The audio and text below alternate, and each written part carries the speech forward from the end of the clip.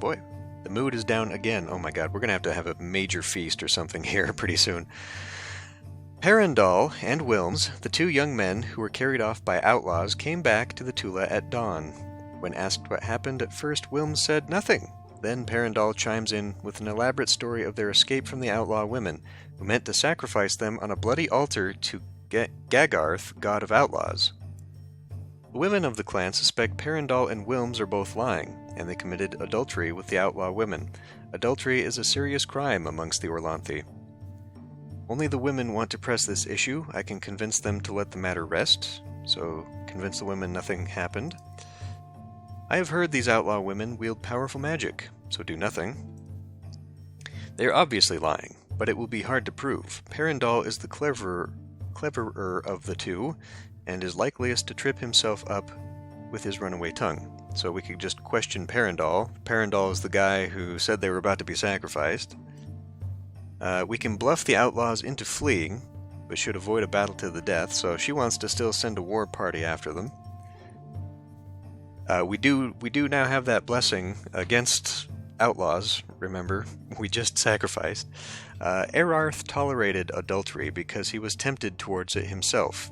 Thus, he began the chain of events that made him the tragic king. So, he says we should question one of them until they admit it. They're obviously lying, it'll be hard to prove. Wilms is the duller of the two, he's the one likeliest to crack. So she has a different opinion than Loricon on who will break. We can't afford to show mercy to outlaws, whether they are men or women matters not. So she wants to send the war party out. So, yeah, here we are. The event where we now have to decide. So, I don't know. So this is basically saying that we're just full out assuming that they committed adultery. If we're questioning them until they admit it, we're just going to go ahead and assume they're guilty. Otherwise, we can send a war party out to drive off the outlaws. But if they do in fact have magic, as Janera has heard, and remember, she is the one who's renowned in magic, so she would probably know what she's talking about. We might end up facing that.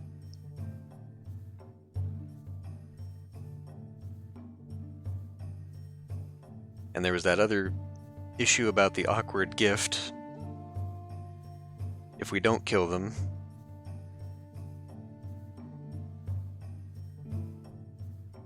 So we might get something later.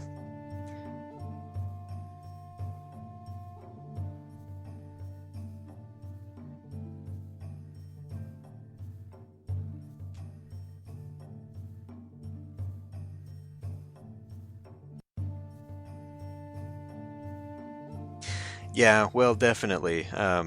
For our clan, it's important to figure out if they actually did. And assuming that they probably did, the game seems to be pushing us towards that. So the question then is, which one do we talk to? Perendal is the more clever. It doesn't mean that he is clever, it's just that he tries to come up with elaborate excuses. So Loricon thinks he's going to talk too much and then box himself into a corner, whereas Hindala says that he's just the other guy. Wilms is the dumber guy who will probably just crack afterward if we question him anyway.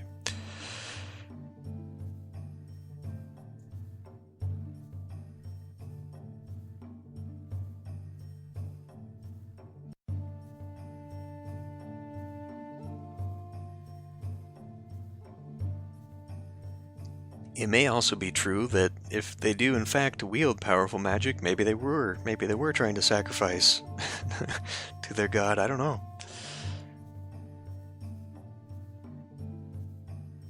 Flip a coin again? Okay. Okay, so heads will go with Perendal, tails will go with Wilms. It is heads. We will question Perendal. Perendal told more lies, and even more lies, until he became tangled up in them, and Loricon showed that they could not all be true. Perendal admitted his adultery and reluctantly implicated his friend Wilms as well. Now that the adultery is out in the open, if you don't outlaw them, then they are considered pardoned. Do you outlaw them? Only the women want to press the issue. I've heard these outlaw women wield powerful magics. So we've got 1 for 1, 1 for no.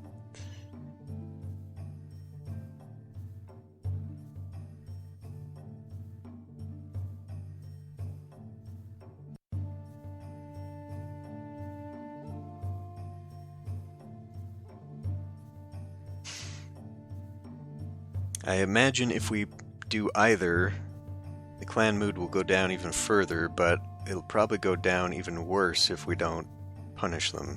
I don't know. Yeah, it is a serious crime. Okay, we will outlaw them. Oh, mood went up. Okay, well. We outlawed both adulterers. The people said we had behaved in a just manner. Okay, we better get a good gift out of this. And now we're in storm season.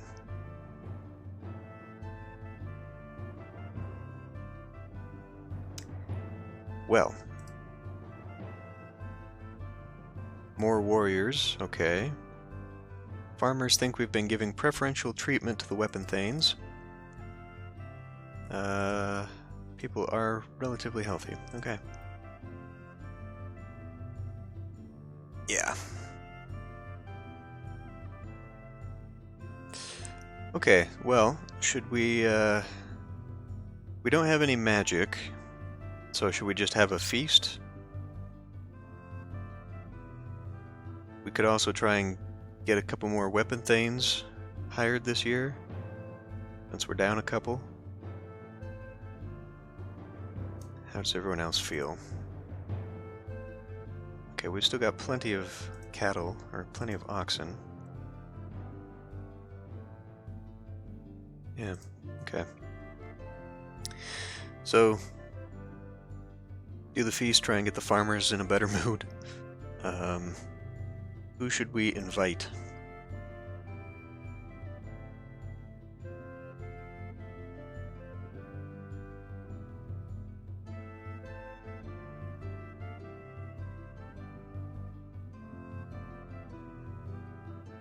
Our best friends are the Anzarni. The Blue Jays hate us the most.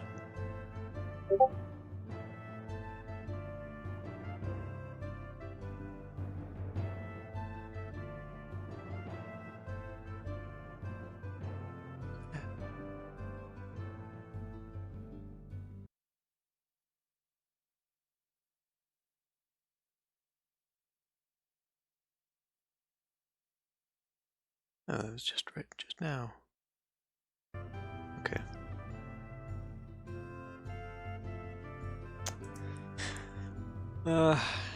Yeah, I don't know. What do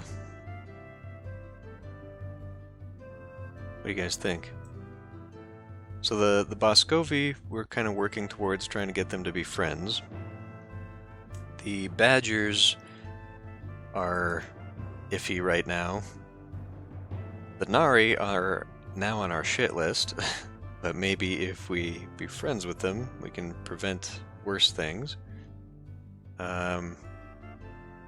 Didn't they say... Let me look at the emissary. Aaron clan...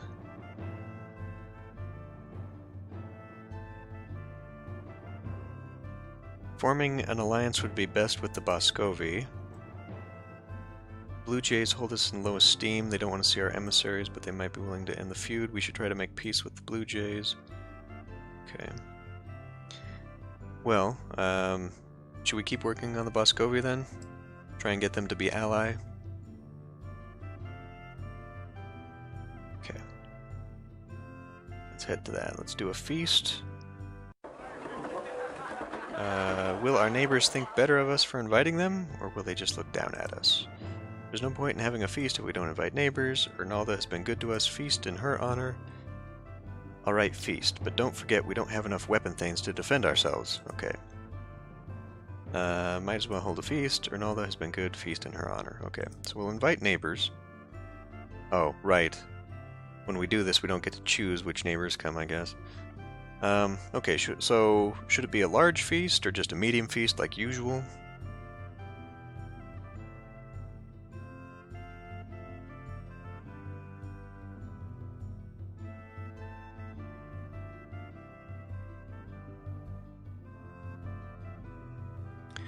Does this actually improve relations with the farmers? I think this is overall clan mood, right?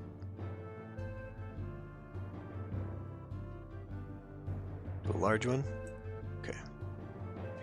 Let me look real quick. I want to look at feasting.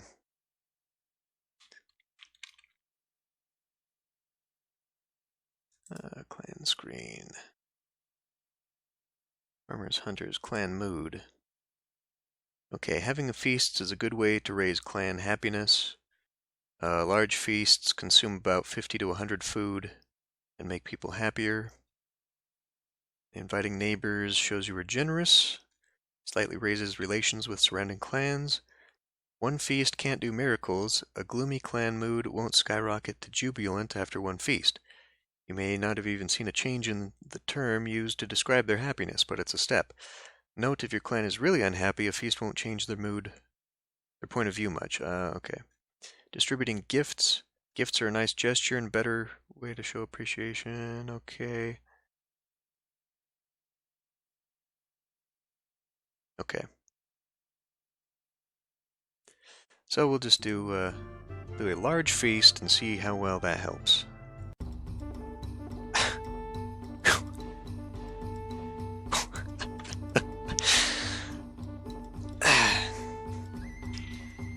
So Jireen kind of warned us that, hey, okay, have a feast, but we don't have enough weapon thanes. We're being raided by the horse spawn. There are 153 of them, all mounted. Fire Quartz warned us, and all 13 weapon thanes met them, as well as 139 of the feared. Okay. We have no magic to help us this time. Should we do a sacrifice this time? We were warned, so we might be able to get away with a sacrifice.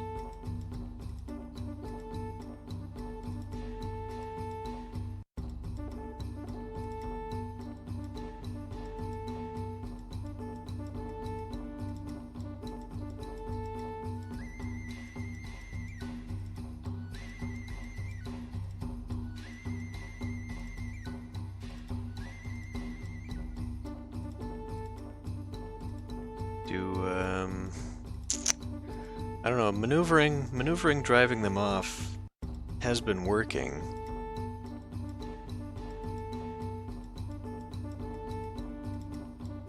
Oh, and it is storm season, so I wonder if Orlanth would be a good one to sacrifice to, because he's a storm god.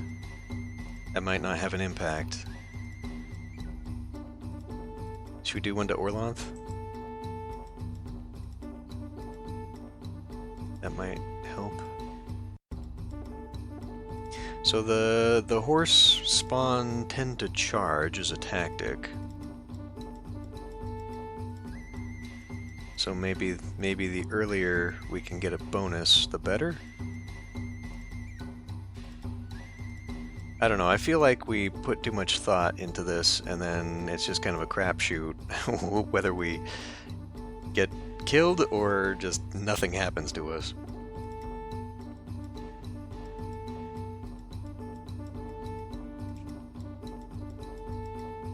You think this is good?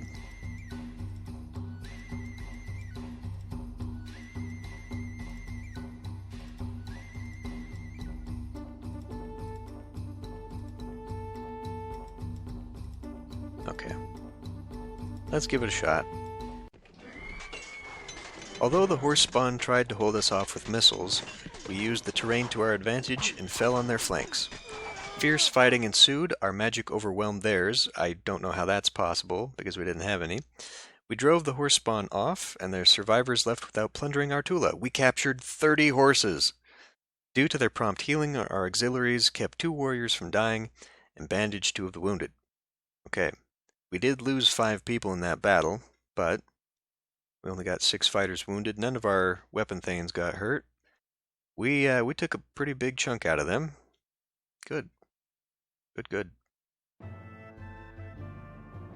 Unfortunately, I don't know if that interrupted our feast there, because nothing changed. We're down some food, so we must have used it, but clan mood is now reserved.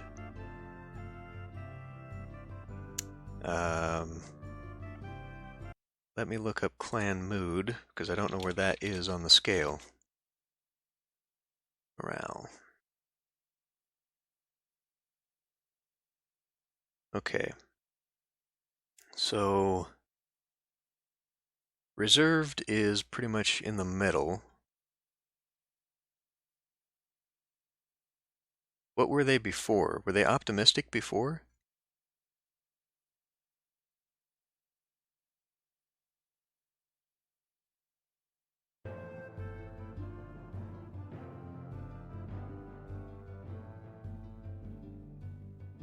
Did the mood go down? Did it go up? And then feeling secure. So secure is pretty good. Okay, so the mood for clan goes jubilant, splendid, happy, contented, optimistic, reserved in the middle, and then down it goes worried, dissatisfied, gloomy, ugly, and grim. For the weapon thanes and farmers, it goes unshakable, confident, secure. So the weapon thanes are very pleased right now. Resolved, uncertain, discontented, and then it goes disgruntled, shaken, despairing. So the farmers are heading down to the other side. So I don't know, maybe some gifts to the farmers?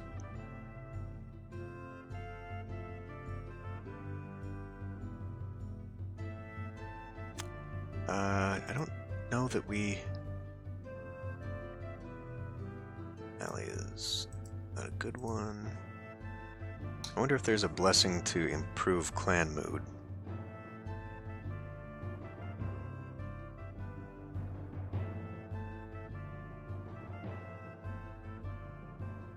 Oh, maybe we should consider sacrificing to the ancestors at some point. They defend against hostile spirits.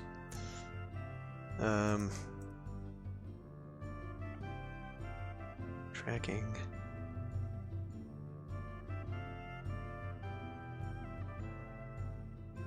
Yeah, I don't know. Okay.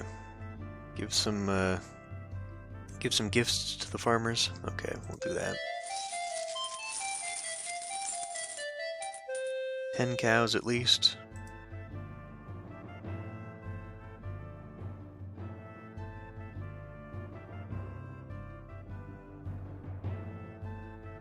Okay. So at least 10. Do we want to do more? We've actually got quite a few right now.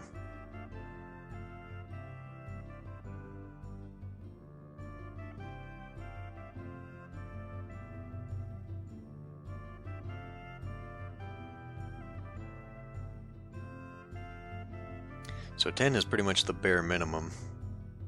Okay, let's try giving 15. See how that works. Good news! After many weeks at death's door, Desrada recovered from the illness caused by the hexed skirt. Good for her. Uh-oh. Okay, we have a reasonable reserve. We should keep at least 7 points. Okay, our magic has gone down. We had 10 before, right? I think we did. I think we had 10 before. So I think our overall magic has gone down. If we don't allocate everything, we'll only lose it in some calamity. Okay. Well, before we talk about this, what I said oh no about was our reputation's gone down. Our reputation was right about here, and it's now back into about neutral territory. So that's not so great. Our babies to adult ratio is still pretty good. The clan has 17 more people in it from last year. 55 fewer heads of cattle. That's not good. 39 more horses, though, so maybe we should consider trading some of those horses for a lot more cows. Or definitely do some raiding. Let's see, produced a lot of food, but we ate almost all of it. 180 were lost due to spoilage. So yeah, we didn't really gain ourselves anything in food. For goods, though, our crafters produced 78 cows worth of goods. And our market made a profit of 31. So we're pretty good on the trade side of things. We're making a lot of goods there. God Talkers say the omens indicate a typical harvest, and they saw the shadow of Caro Finn, and said Orlanth wanted us to make a pilgrimage to his mother's holy mountain this year. Okay, that is a major thing we need to be. I'm going to write that one down. Where's my notes? So we need to send an expedition to the mountain of Caro Finn this year.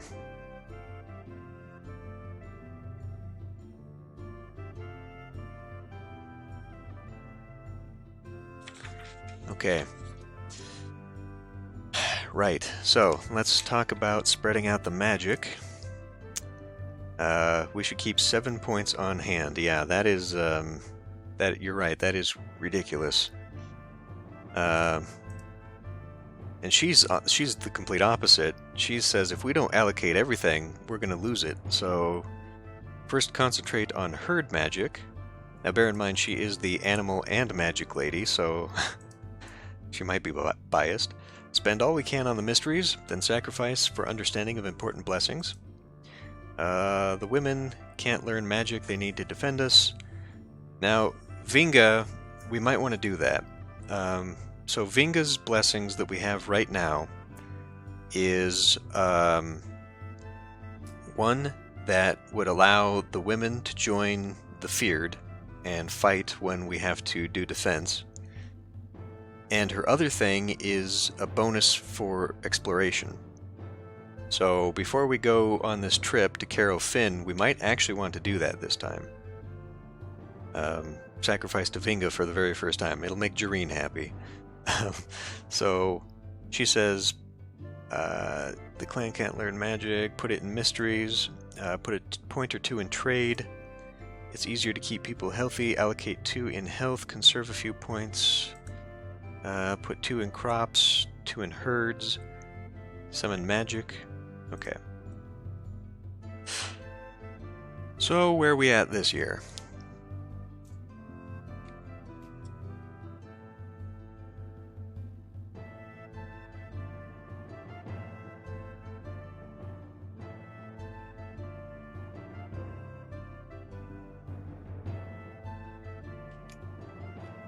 We could maybe do 2 in herds this year. And that might help us grow our cows. Because I'm wondering if maybe only 1 is just giving us like the minimum that we're staying at. So maybe 2 would actually be a good idea. Definitely mysteries if we're going to be going that route.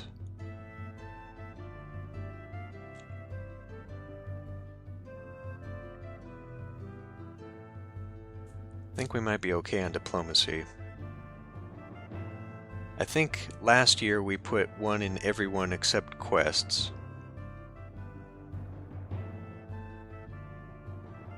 Which we shouldn't do until we're ready to go on a quest anyway.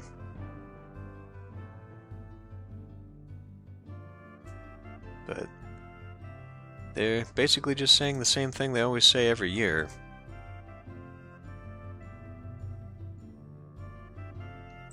Two in herds, 2 in crops. Mysteries in a war? Okay. Do we want any for health? Or trade? Keeping some in reserve is good, but she's saying we should just get rid of all of it, so I don't know.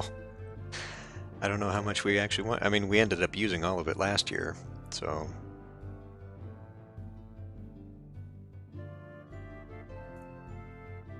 Jareen wants us to keep some for the mysteries. so that we can start sacrificing to Vinga. So we've already got one there.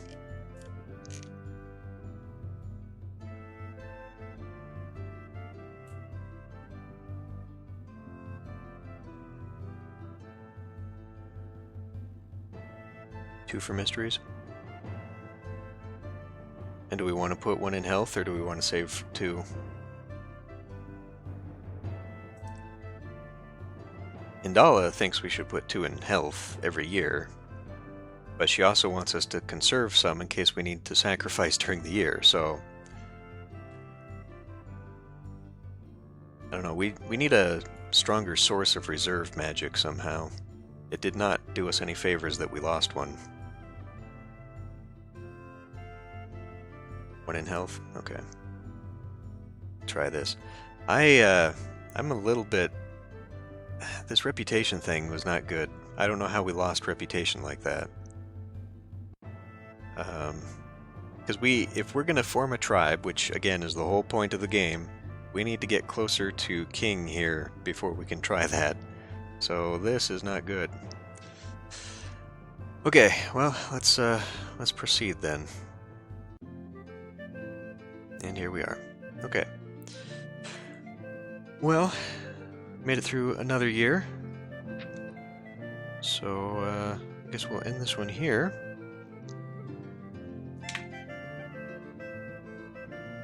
Boy, it seems like every time we look like we're going forward in this game, we get sent back a little bit. But things that we know we need to do is go on that expedition. And we should probably try and get a few more weapon thanes. And the warriors are satisfied, the farmers aren't, so these two are saying we should give gifts again. Yeah, so at least to start out with, we know we need that. And yeah, I guess we'll just keep going. Yeah, I know we're not really getting anywhere. But we also know now that we do need to start doing some raiding a little bit more often, and it's unfortunate that it has never worked out for us, but if we don't, there is a penalty. We lose some magic for it. So I guess we can't just be defensive. We're gonna have to go out there and be brave at some point.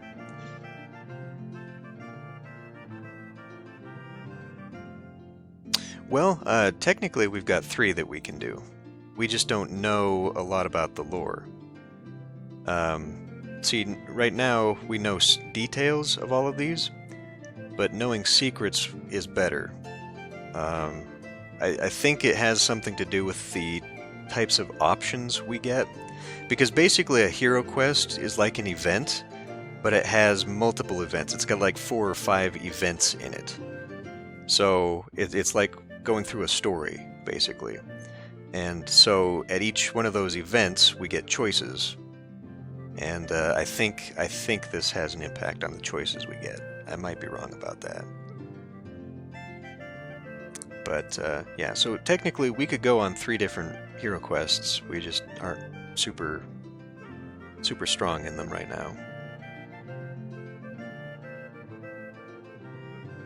Yeah, no. We just got a little bit.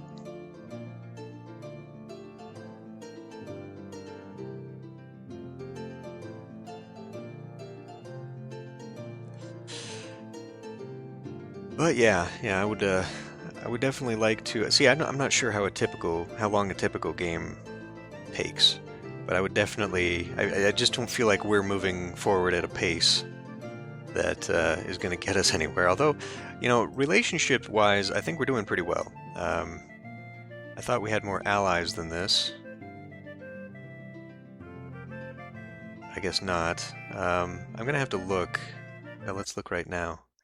See how many we need. At least 4. Okay. So we need at least 4 on our side to make this work before we can take that hero quest, but we need to... There is a specific one. It is the Making of the Storm Tribe hero quest. So we don't even know that one yet. So even if we have all the friends, we still need to be able to get that hero quest in order to actually do it and try to become king of the tribe. And our reputation would help as well. So we need to find a way to build reputation, find more hero quest information, which probably is just a combination of exploring and trading, and yeah, we're I would say we're still pretty much at the beginning, which is unfortunate given how long we've been playing this game already, but we've got our basics down, we've got good trade routes, we've got a pretty stable supply of cows and food, so now we're kind of in the middle game now, where we're fighting people. I think events are becoming a lot more consequential. We're starting to see some storylines with the quests, and yeah, I think we're just kind of in the middle where we've just got to try our best here. Oh yeah, 10 years. Well, where did that come from? Did it say we had 10 years, or like 10 years for the game, or 10 years? Where did that? What's that 10 years thing on? The short game. Do it in 10 years. Yeah. Okay. So we're probably not going to do it then, are we? Because this has been, what, 5?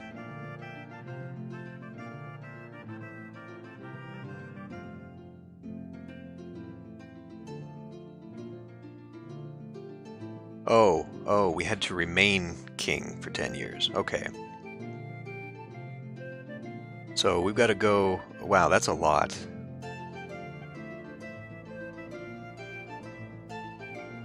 So we have to spend all this time to form the tribe, and then once the tribe is there, we then have to spend 10 years as king of the tribe. Oh my god, this game is going to go on forever. This is going to take forever. Okay, well, maybe I'll do a little bit more research into... yeah, well, I mean, maybe it is the short game, and the long game is even longer. I don't know. Well, because King of Dragon Pass means that we would have to form the tribe, and then we'd have to do the same thing, but with all the other tribes. So, like, we'd form a tribe, and then we'd have the Colomar tribe, and then there'd probably be other tribes that start forming, and so then we'd have to be king of all those tribes. So basically doing it again. I can't imagine. Yeah, I'll have to do a little bit more research to see specifically what we can do to start pushing certain things forward. You know, keeping the mood would be nice for once, just keeping everybody stable. But yeah, so even though we just gave 15 goods away to the farmers, they're still uncertain, which is not great. But I feel like the biggest movers of mood is probably events. Although we were taking hits to mood event after event there, so maybe we just had a bad year. I don't know. But we need to be focusing on reputation. We need to focus on finding more hero questing, and maybe going on a hero quest even.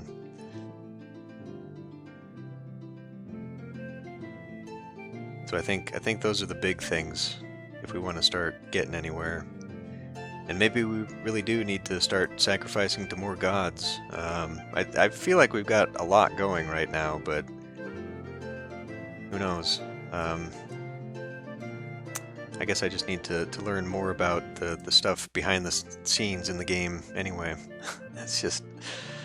There's a lot to this game.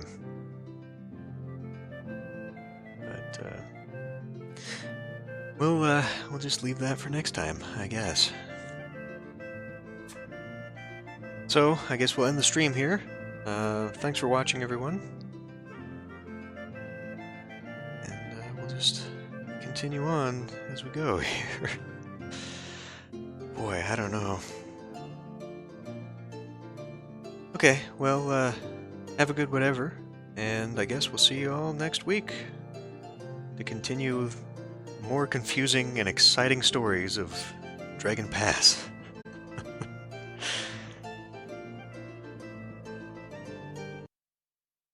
And we'll see you later.